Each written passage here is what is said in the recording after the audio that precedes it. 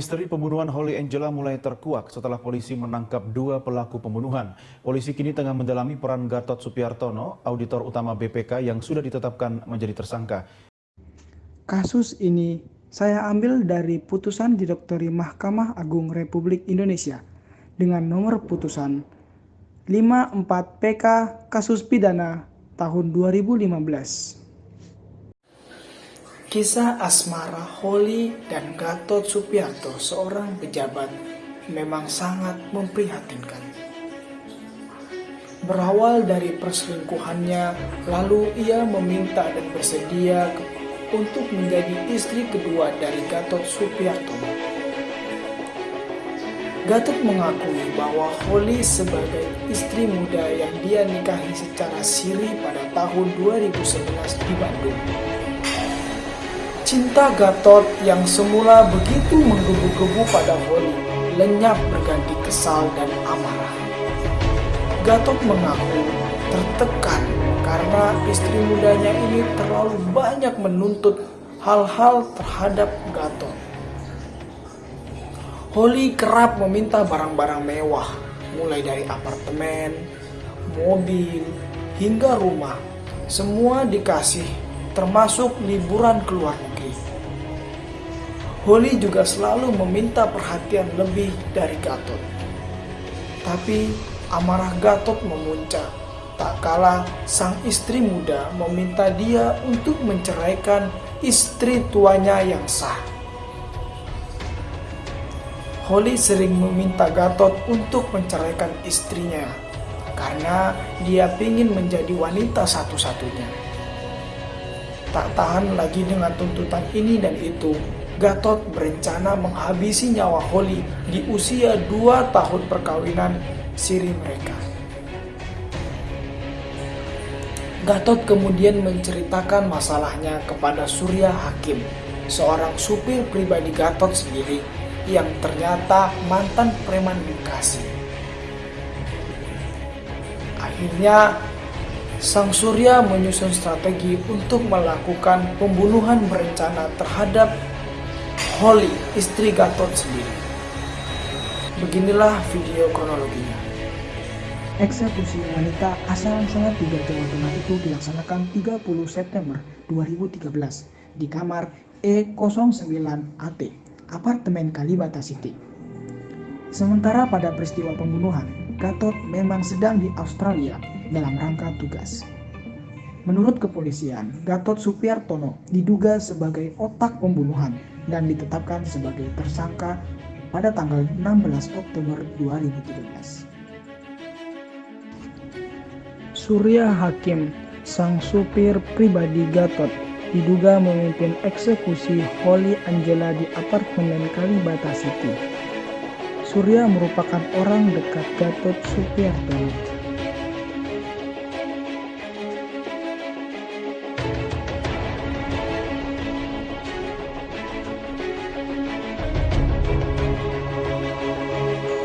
Lima pelaku pembunuh Holly menyewa kamar di lantai 6 Kalibata City sejak Agustus 2013. Uang sewa dibayar 21 juta rupiah untuk 6 bulan.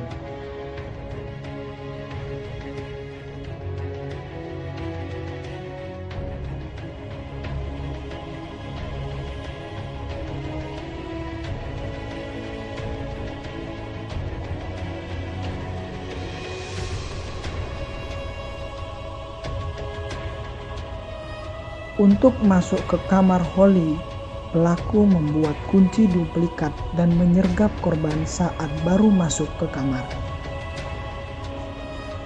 Pelaku panik dan berusaha kabur ke kamar lain dengan cara merayap melalui balkon.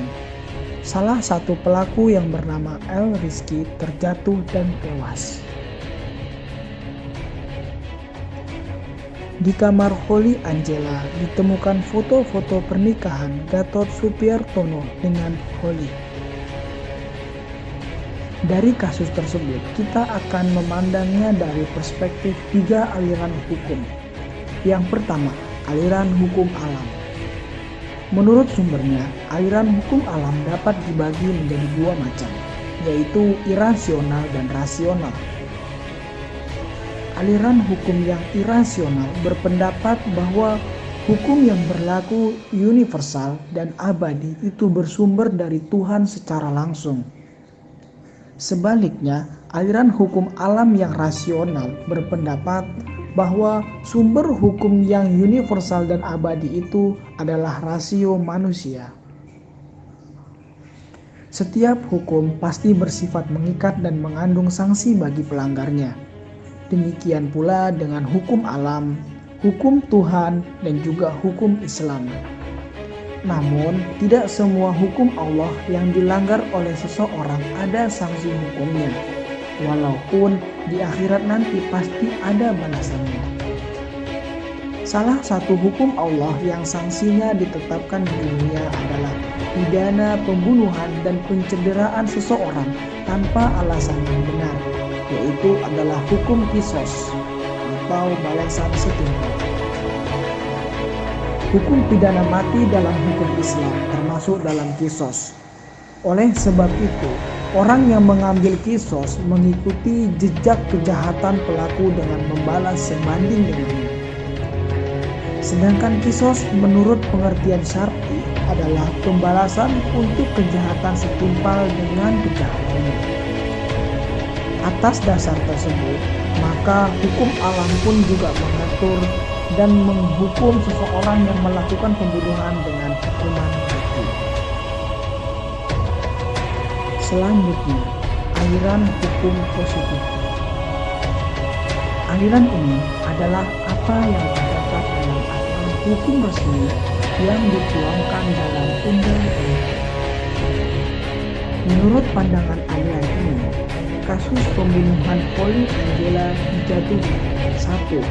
Pasal 338 KUHP, yaitu barang siapa dengan sengaja menghilangkan jiwa orang lain dihukum karena makar mati dengan hukuman penjara selama-lamanya 15 tahun. Yang kedua, pasal 353 KUHP ayat 3, yaitu jika perbuatan itu menjadikan kematian, orangnya dihukum penjara selama-lamanya 9 tahun.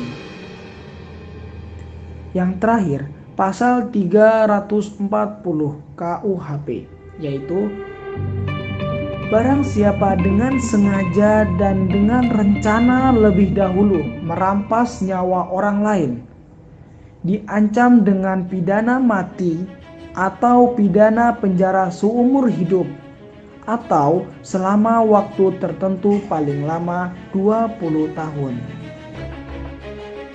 Yang terakhir, aliran hukum sosiologis. Dari kasus pembunuhan Polly Angela tersebut, menurut pandangan analisa saya, perspektif aliran hukum sosiologisnya adalah 1. Dari kasus tersebut dilihat pelaku sebagai bentuk penyimpangan sosial, sebab pelaku melakukan tindak kejahatan seperti penganiayaan dan pembunuhan terhadap korban, sehingga pelaku dicap labeling sebagai kejahatan. Yang kedua, kemudian pelaku juga telah melanggar norma-norma berupa norma hukum yang berlaku, sehingga pelaku sangat sulit untuk diterima kembali ke masyarakat, sebab pelaku telah melakukan tindakan kejahatan terhadap korban.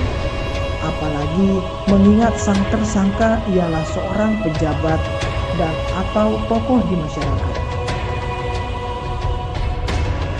Perbandingan. Menurut pandangan hukum alam, kasus pembunuhan Angela layak untuk dihukum mati. Namun jika kita melihat dari aliran hukum positif, kasus ini dihukum dengan hukuman penjara. Dan dari aliran sosiologis sendiri, sang pelaku akan sulit untuk diterima kembali di masyarakat. Kesimpulan, kejahatan pembunuhan memang merupakan suatu perbuatan yang sangat keji dan layak untuk dihukum mati. Namun, karena kita hidup di negara NKRI yang berpatokan pada Pancasila dan Undang-Undang Dasar 1945. Maka aliran hukum yang dipakai adalah aliran hukum positif, yaitu hukuman penjara ataupun hukuman mati. Jika kita mengambil hukuman mati, maka hal tersebut sudah sesuai dengan aliran hukum alam dan juga sesuai dengan aliran hukum positif. Mengapa? Karena telah tertuang dalam pasal 340 KUHP. Karena pembunuhan ini bersifat direncanakan, maka sang pelaku berhak untuk dihukum mati. Namun akan tetap mempertimbangkan dari pasal-pasal yang lainnya untuk menyelesaikan kasus pembunuhan ini.